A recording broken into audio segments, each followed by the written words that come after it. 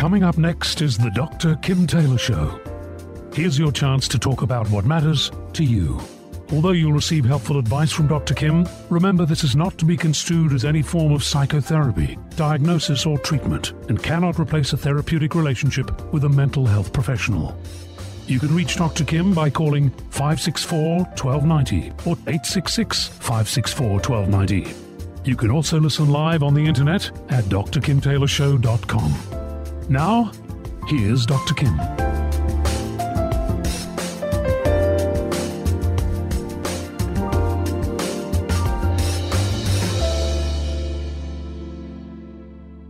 Does anxiety stop you from living the life you want and going after the things you desire? Nearly 1 in 5 Americans has been diagnosed with some form of anxiety disorder, and these can range from panic attacks and post-traumatic stress disorder to social phobias, obsessive-compulsive disorders, and generalized anxiety disorders.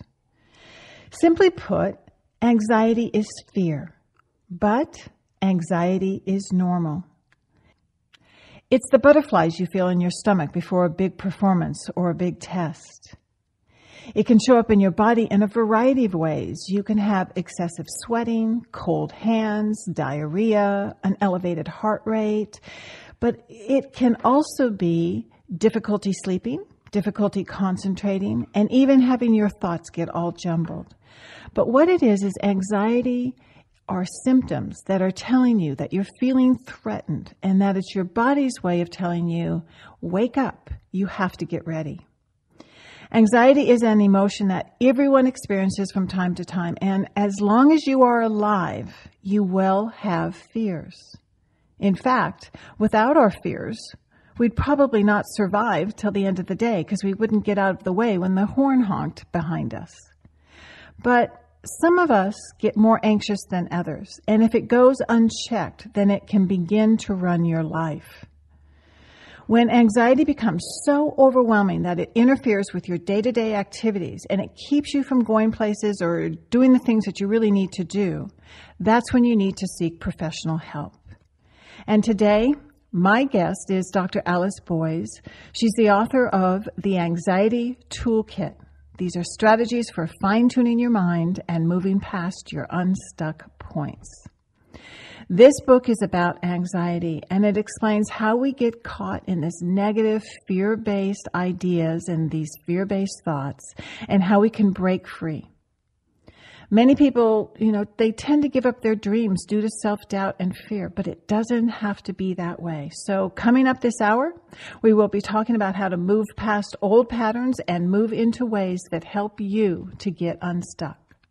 So if you have a question and would like to join in, you can just give me a call at 805-564-1290 or send me your questions via my email at drkim@drkimtaylorshow.com. I'm Dr. Kim Taylor, and I'll be right back with my guest after this short break. You are listening to Dr. Kim Taylor on KZSB AM 1290.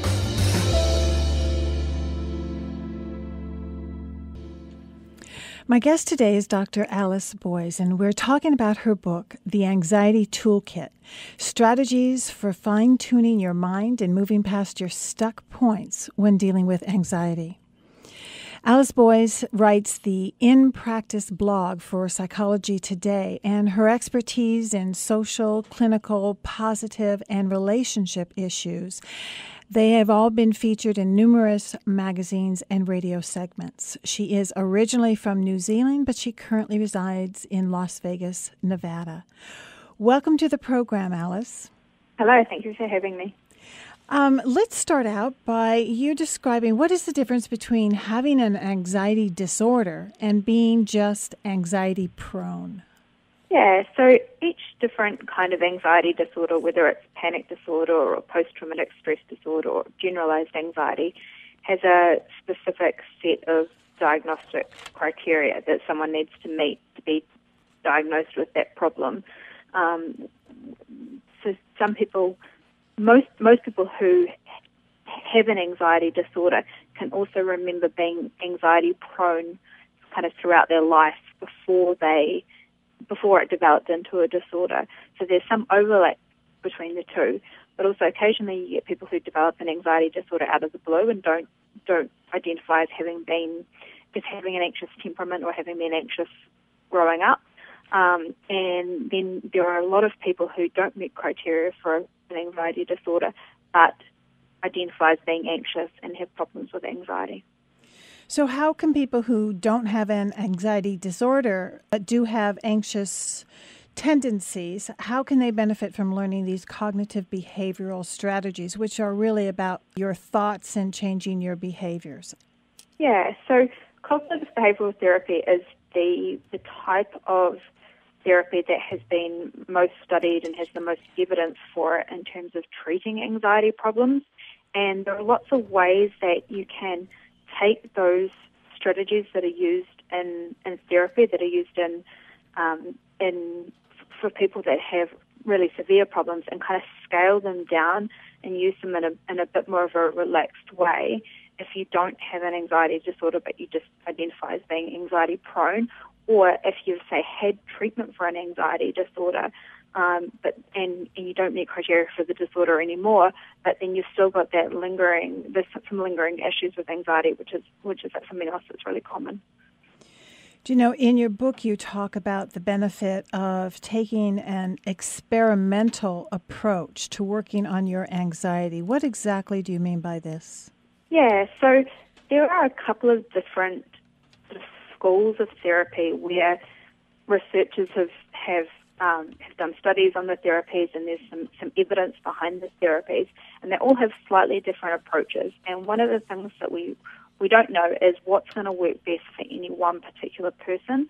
So by taking an approach of experimenting and trying out different strategies that come from the different schools of therapy, you can see what's going to work best for you and actually test it out rather than trying to guess, because it's really hard for an individual to guess or for a therapist to guess what's going to work for a particular person. We just know that there are certain things that work for most people, but we don't know exactly what's going to be best for any one particular person. And do we know why some people get more anxious than others?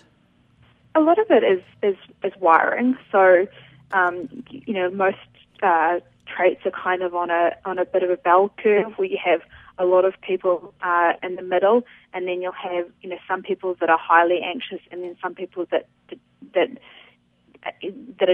are never anxious, that are really gung ho. So a lot of it is that. Obviously, life experiences can play a big role as well. So somebody that's been subjected to trauma and abuse, or has been in the military, or those kinds of things, that's had those sorts of intense experiences, can develop more anxiety. Do you think that the more comfortable that one is with being, let's say, out of control and not knowing how they will turn out, that they get less anxious than those who are always in need of trying to keep things under control? Yeah, so that's a bit of a chicken and egg situation, because sometimes it's the people that are anxious in the first place that use trying to be in control as a way of trying to moderate their anxiety. And then what happens is that the more you fight with anxiety, the more it tends to fight back, and then it snowballs. So it's certainly becoming more tolerant of feeling distressed and of feeling anxious, and having some strategies for doing that is one of the fastest ways to get less anxious. And what about if you're a parent and you have a child, and if you're a parent you are anxious, is your child likely to be or prone to be anxious also? Yeah, so there's definitely some genetic links where and some links that happen because of somebody that's a real helicopter parent who sort of maybe inadvertently instills the idea in their child that the world is unsafe, or those kinds of things that can cause a child to be more anxious. But you also get combinations of parents and kids where they're just not similar in terms of temperament. So like I had a really anxious temperament as a kid. My mother is the calmest person imaginable, could probably count on one hand the number of times she's so anxious. Mm-hmm. So it's not always there's not always that relationship, but often there is. Okay. And I'm sure through parents we also learn some coping skills. And if the parent hasn't mastered those, it's often that then the child might not learn those. Why is anxiety called the hidden disorder? I haven't heard that. For, I think, most, that it is very hard to admit that you are scared, that you're anxious. And this is especially true for men. And there's also a great deal of shame associated with someone who experiences fear. And so sometimes it is called the hidden disorder because people don't want to talk about it, and yet it is really affecting their lives. But they would do anything not to admit this because they feel that kind of shame that makes them try to keep it a secret. Yeah, and it tends to get overshadowed by depression as something else. So depression gets, a lot more media attention. So, for example, postnatal depression gets a lot more attention than anxiety related to than postnatal anxiety or perinatal anxiety.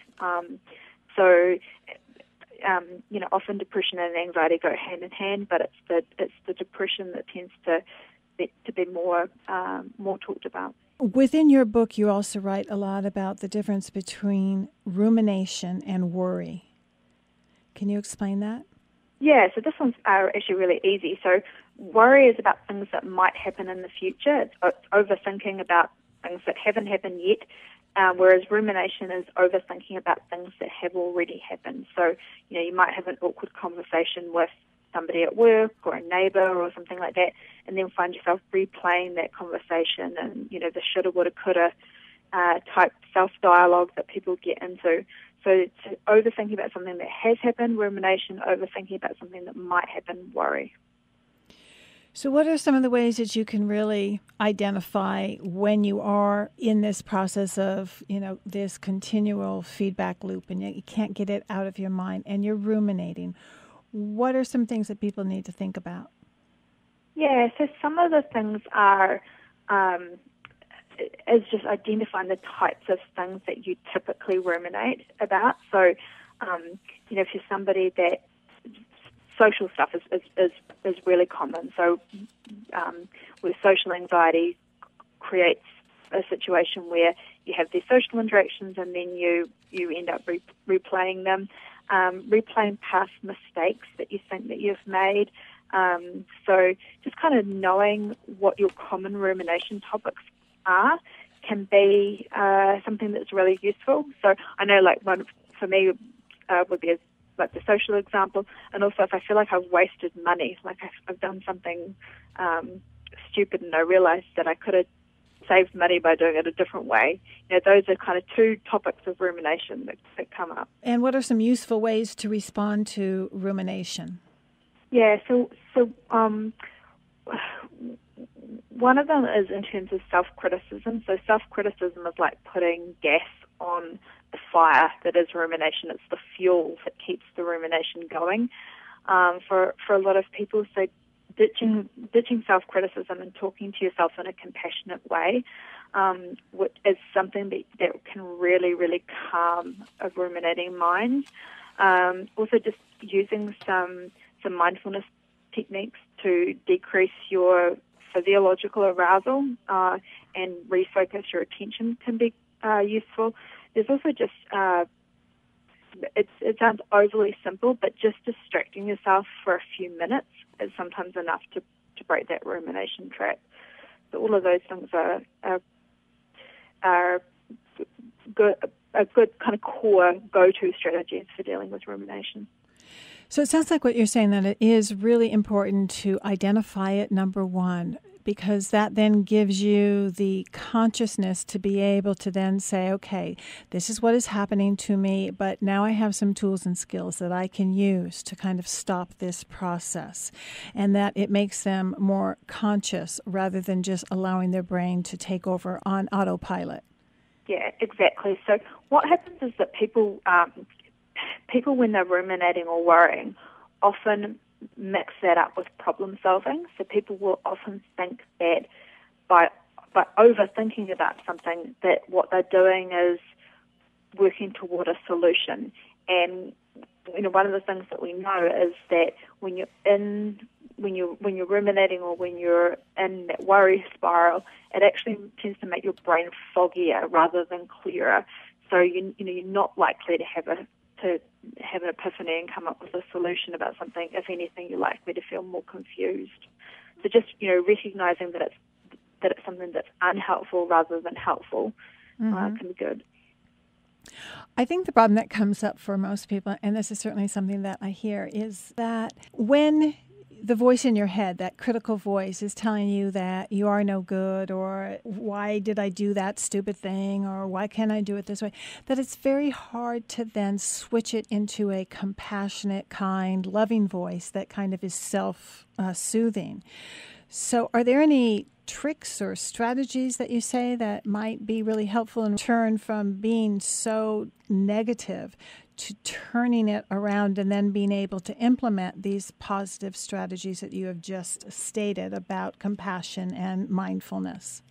Yeah, it's really hard. It's really hard to figure out what compassionate talk actually is, because sometimes it sounds like it's just letting yourself off the hook for things. So, sometimes we'll ruminate about things that actually were a genuine mistake that you don't particularly want to make again. So, and often when I used to practice as a therapist, I would often have clients who would talk about self-compassion, and we'd talk about what it was, and then they'd come back the following week and they'd be like, can you explain that self-compassion thing again? Because I felt like I got it at the time, and then I just got home and I kind of lost it. Right. And there's a real process of grappling with exactly what it is, and how you get there in terms of understanding is going to be where it really gets into your bones and you really understand it. It's going to differ from person to person. There's some good sort of some MP3 meditations that are from a self-compassion perspective that can be quite useful. So for sort of having someone else give you that self-compassionate talk, and you start to sort of get it a little bit more. But it's definitely a process of sort of getting it, then not getting it, then getting it a bit more. Yes, I kind of call it's the work of doing your therapy, because at the first part you can intellectually understand what you need to do, and that's kind of on a conceptual level. But then the process of working it is then every time your anxiety comes up, that in the moment that you're feeling it is when you have to implement the tool and when you have a chance to set it up for a change. So people do have to work and catch those moments and then use the tools that they have learned in therapy during that period of time. One of the other things that you spoke about is the difference between balanced thinking and positive thinking. So why is that distinction relevant for people who are anxiety prone? Yeah, so personally, I have my style of thinking is that I like to be prepared. I like to think about things that could go wrong and have like a plan B and a plan C. And so the idea of positive thinking just doesn't work for me. I actually want to be prepared for things that could go wrong. So, balanced thinking is thinking about what could go right, what could go wrong, what's the most likely scenario, the most realistic, rather than either trying to block out any possibility of something going wrong or overly dwelling on it. I'm here with my guest, Dr. Alice Boyes, and we're talking about her book, The Anxiety Toolkit. We're going to take a short break. I'm Dr. Kim, and we'll be right back. You are listening to Dr. Kim Taylor on KZSB AM 1290. If you are just joining me, we are talking to Dr. Alice Boyes about her approach to working with anxiety in her book, The Anxiety Toolkit. Now, some people might not agree that there is an advantage to feeling anxious, but in your book you talk about that anxiety is an evolutionary advantage. So what exactly do you mean by this? Yeah, so we've evolved to experience different emotions because they're all helpful in their own way. So obviously, in an evolutionary sense, anxiety was something that helped keep us alive. So that having it as part of your emotional repertoire is is something that was an advantage over those that had none of it. With anxiety, it is important to know that it helps us in also the way that it prepares us, that if we feel threatened by something because we're afraid of it or we're taking a new risk, that our anxiety kind of pumps up our system to get us ready to either fight or to flee. So when you're talking about the multi-dimensional aspect of anxiety, what exactly do you mean by this? I guess anxiety is multidimensional in a couple of different ways. So in one way, it's multidimensional in that it has physical components, the emotional component, behavioral components, and cognitive components. So the thoughts that kind of come with it.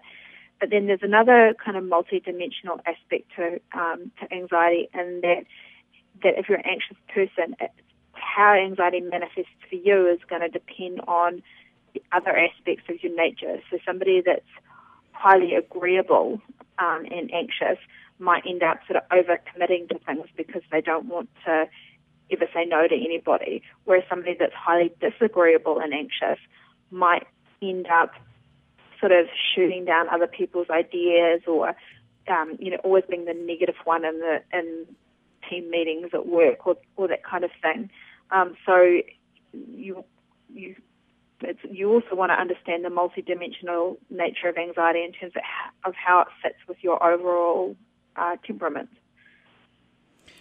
Okay, so we definitely need to learn to see our fears as a message to us and not a weakness. What are some of the strategies that you use or that you talk about within your book as the basis for how to work through anxiety? Yeah, so there are some basic ones. So as I said before, anxiety's got those 4 components. It's got the physical component, the emotions component, the thinking component, and the behavioral component. And if you imagine that, all of those components are sort of connected by double-headed arrows, so they're all interconnected and they form a big feedback loop. So you can choose strategies that fall into any of those categories, and then that's going to have a positive flow on to all of the other aspects. So physical strategies are things like exercise, or nutrition, or doing things or slow breathing to decrease your arousal. So when you slow your breathing down and you decrease your heart rate, you'll notice that your mind gets a lot clearer, and that you have less of that behavioral instinct to fight, flight, or freeze. So there are a variety of strategies, and it's good to have some of each kind in your toolkit. So have some physical strategies that you like, some cognitive, some behavioral. Mm-hmm. And what are some of the strategies for your emotional? Yeah, well, so emotions kind of affect the emotional aspect of it's more like the outcome, right? So you want to use the physical, cognitive, or behavioral, and what you're trying to do is affect your emotions. You're trying to feel less nervous or less worried or those kinds of things. So if there was someone that came into you and they, said, it's just that I worry and I worry all the time and my mind is just constantly moving and I having difficulty even sleeping because I can't turn my mind off. I just seem to kind of run things over and over and over in my head. What kind of strategies might help them? Yeah, so a lot of it's going to be like sort of presenting some ideas and then asking the person what appeals to them the most. So some people hate the idea of mindfulness meditation, but will love the idea of exercise, and some people will be, completely the opposite. So I haven't talked about cognitive strategies that much, but one of the really simple cognitive strategies is to do this. Use this thing called the 3-question technique, which is a technique that's used in therapy, where you ask yourself when you're worried about something, and you're thinking about the worst that could happen. You say, what's the worst that could happen, what's the best that could happen, and what's the most likely thing that could happen? Or if something's bothering you and you're not sure what the cause of it is, like somebody sent you a weird email, and you're wondering if they're angry at you or what's going on, you can ask yourself, what's the best explanation for why I got that weird email? What's the worst explanation and what's the most likely explanation? And that a really good way of training your brain to be more balanced in the way that it thinks. And within your book, they can find that kind of questioning, right, so that they can do a little bit of homework? Yeah. Everyone has their own favorite strategies. So I have my favorite strategies personally, and the thing with the book is that lots of strategies are presented so people can kind of find their own favorites, and it very much is an individual thing. So, what resonates with you more is going to be what you end up using. It very much is a matter of just trying them out and seeing what works for you. There's another strategy that comes from a different kind of therapy. It's called the milk strategy, where you take a word and that's bothering you, so like a trigger word, something that's kind of stuck in your mind, and you repeat it for 2 to 3 minutes as fast as you can. And the idea is that that, like when you said it comes from the name of the technique, milk, comes from the idea that if you just say the word milk over and over again, it kind of loses its meaning after a while, and it loses its associations, and it just becomes a sound. And you can do that with trigger words, and where they kind of lose their emotional potency, so you don't have that intense physical anxiety reaction to the word anymore. Now, to some people, that technique sounds kind of weird and like it's just too out there for them. Whereas for other people, that is something that really appeals to them. It might end up being their favorite strategy. So it's a matter of just trying things out and seeing what works for you. Inside your book, there can be a whole list of different things that you can do. And what you're saying is just go ahead and pick some and try them out. And I think the other key to this is that it doesn't have to be some big thing, and one thing isn't going to work all the time. So you want to have a whole toolkit, things that you can go to once you start to feel anxious, and that you can practice them beforehand. So it's really hard to practice something brand new in the moment that you're feeling anxious, because you're full of this emotional reactivity that there's no way you're going to be able to kind of calm down and then think about what you need to do. So it's the practice of it you state in your book that is really going to be helpful. Yeah, exactly. And some, like different strategies are obviously better for different kinds of circumstances.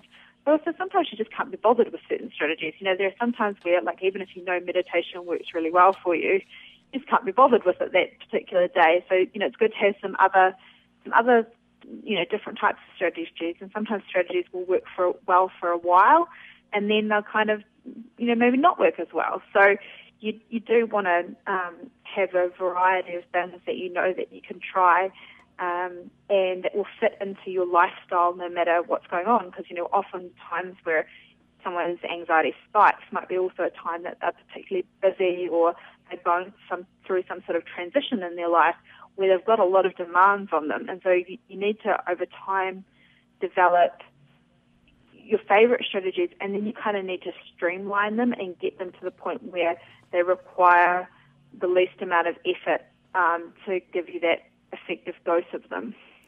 There is a misconception about anxiety, and that's often people think that admitting they're feeling afraid will just make it all worse. But you do clearly state in your book that thinking about your feelings and or admitting that you are anxious, it does not make them worse.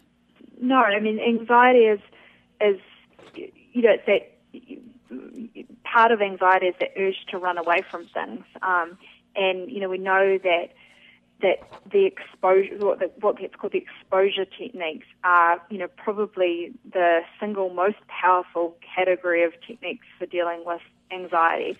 And so, as an example, one of them is one of the types of exposure is imagery exposure, where you actually, if you've got a worry that's just really bothering you and just recurs, that you actually bring that worry into your mind and you hold it vividly in your mind until you notice your anxiety start to drop, and you kind of repeat that process over and over until you get to the point where you can bring that image to mind. You can bring that worry to mind without it activating your anxiety to such an extent, and that's definitely the opposite of trying to avoid thinking about something. There seems to be a lot of people who, instead of admitting their feelings of fear, they react to it by getting really angry. And this is probably true for men too. But how important is it for someone to understand the underlying feelings that manifest into these angry reactions? Yeah, it is really important, especially if you want to have good relationships. So, it comes up sort of over and over again in relationships where somebody will have a raw spot, and they'll get extremely irritated with their partner over something. It will just be kind of really bothered by something that their partner does, and where they maybe want to change their partner and their partner's not changing. And often the reason why it bothers them is anxiety, and it might be because there might be some sort of link with their early family relationships, or like their prior romantic relationships, or something where you need to understand, why something pushes that anxiety button for you, and then you can understand the feelings of irritation that arise from that a lot better. Mm-hmm. So that is really one of the traps, and you do describe some other traps of anxiety, one of them being perfectionism, that this can paralyze somebody, and when you don't know the difference between something being right versus really needing it to be perfect, that can also lead to issues of anxiety. What are some of the other traps of anxiety? Yeah, so one of them is sort of hesitating with things that you want to do. So holding back from doing the things that you want to do because you're assumed that it's not going to work out, or just really delaying. So there might be something that you're interested in doing, but you like research it to death rather than actually take action on it. And it can be that you can get an effect where the longer you put off kind of getting started on something, the harder it is to take that leap and actually act on it. Yeah, this is one that I think is huge, that when people put things off and they procrastinate, they think that they are relieving their symptoms, but in fact they're only increasing them, right? Because then they come back double. Yeah, so there's kind of two kinds of avoidance that people do. One is where you are avoiding things that you want to do. You might want to travel overseas, or you might want to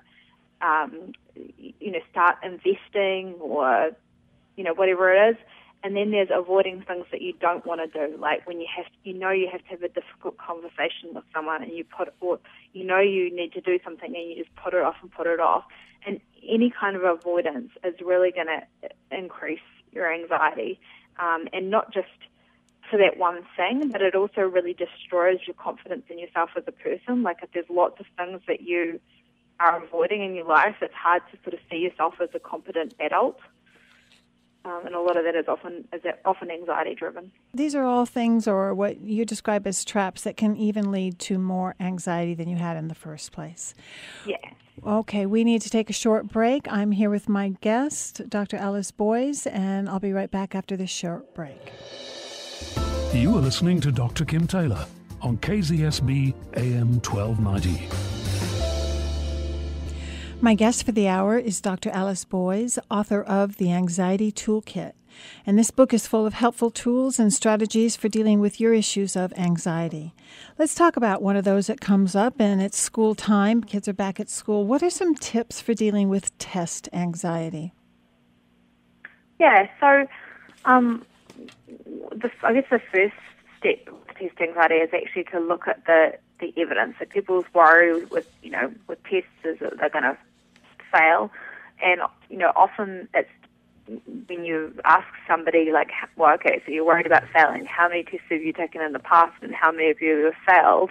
The people that are super anxious will say, well, I've taken dozens of tests and I've never failed one. So kind of looking at that objective evidence, and even just even at looking at sort of the overall like pass-fail of a test, like if you've got an exam, is it that 80% of people pass the test, or with something like a driving test, it might be, okay, well, so what percentage of people that take a driving test 3 times end up passing eventually?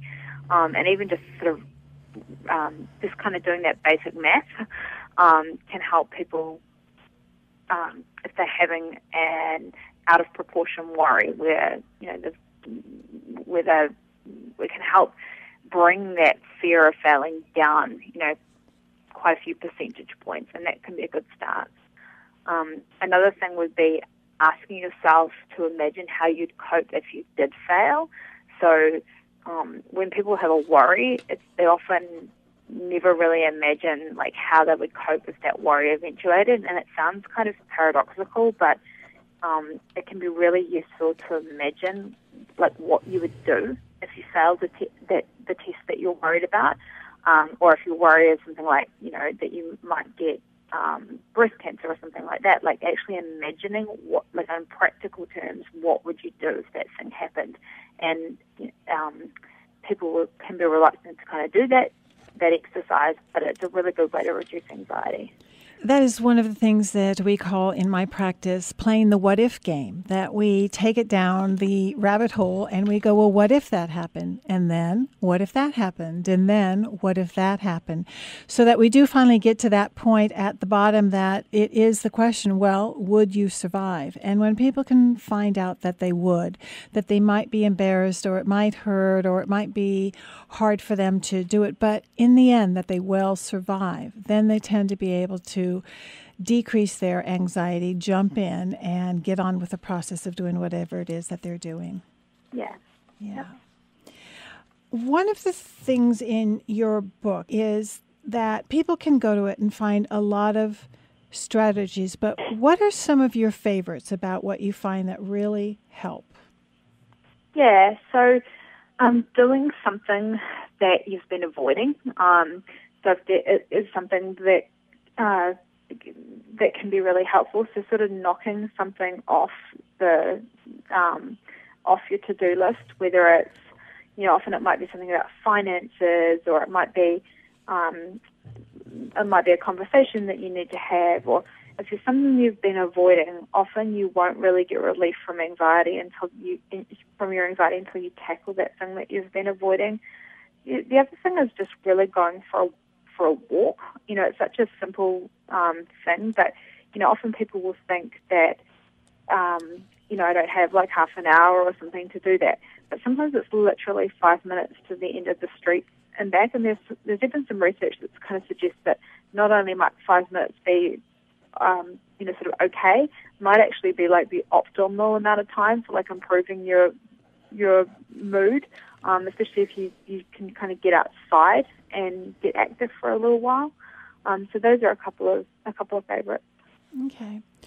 I think one of the things that works very well with the people that I work with who are anxious is to help them see that being anxious, that there's only a part of them that is anxious. Not all of them is anxious. And if they can start to see and to understand that while there may be a part that is fearful, they have this whole other part that is strong, that can take care of that part, that can look out for that part, that can support that part and encourage that part so that they can really soothe that part of themselves. So I think it is important when you're thinking about anxiety that you don't have to think about it as it's all consuming, and if you start to get anxious, it means that it will take over your whole self. Yeah, exactly. And some people sort of associate the idea of being anxious with being this kind of weak, pathetic person, and it's not. That's not the case at all. Like my anxious, when I was a therapist, my anxious clients were often, super accomplished, and it's completely possible to be both anxious and really, really confident and really competent. The other strategy that is really good is slow breathing. So that's one I forgot to mention, and that's just something that obviously it's completely portable, and it's a kind of physiological reality that if you slow your breathing, you'll slow your heart rate, and then that makes life a lot easier if you have just that basic slow breathing technique in your repertoire. It's a lot easier to do the cognitive techniques if you've got some way of reducing your arousal. And changing just your language around the shoulds in your life, the shoulds and the shouldn'ts, that also helps you deal with that critical voice that can amp up your anxiety. Yeah, so there's just a super simple technique, and again, it's one that some people really like, and some people are like, I kind of don't get that. But it's just anything where you say I should, is to change it to I would prefer. So or shouldn't. I shouldn't have got so anxious when I was talking to my professor. You would change to I would prefer not to have gotten so anxious when I was talking to my professor. And it's a concrete way to do compassionate self-talk, which, as we discussed earlier, can sometimes be pretty hard to get your head around how to actually do that. A helpful book, the Anxiety Toolkit. It provides strategies to help you get unstuck and to work through your issues of anxiety. Alice, thank you very much for joining me. Thank you for having me. All right, I'm Dr. Kim Taylor, and I'll be right back with some closing comments after this short break. You are listening to Dr. Kim Taylor on KZSB AM 1290. The purpose of fear is to warn us of possible dangers ahead and then to prepare us so that we'll be able to survive. If you had no fear, you probably would not have lived this long. We need to learn to face our fears and to understand them. They do have meaning, and it's our job to check things out in reality and then act accordingly. See your fears as a message to you to help you, not as a sign of weakness. And remember, fear is not all of who you are. Instead of thinking that all of you is fearful, learn to say instead, there's a part of me that is fearful and does not want to move forward, but somewhere inside of me, there is also a desire to challenge myself and to move forward towards my goals. What you want is right past your fear. If you would like to contact Dr. Alice Boyes, I will post her information on my website at drkimtaylorshow.com. Thank you for joining me today, and I hope that you enjoyed this program and that you'll join us again next Thursday afternoon live at 5 o'clock.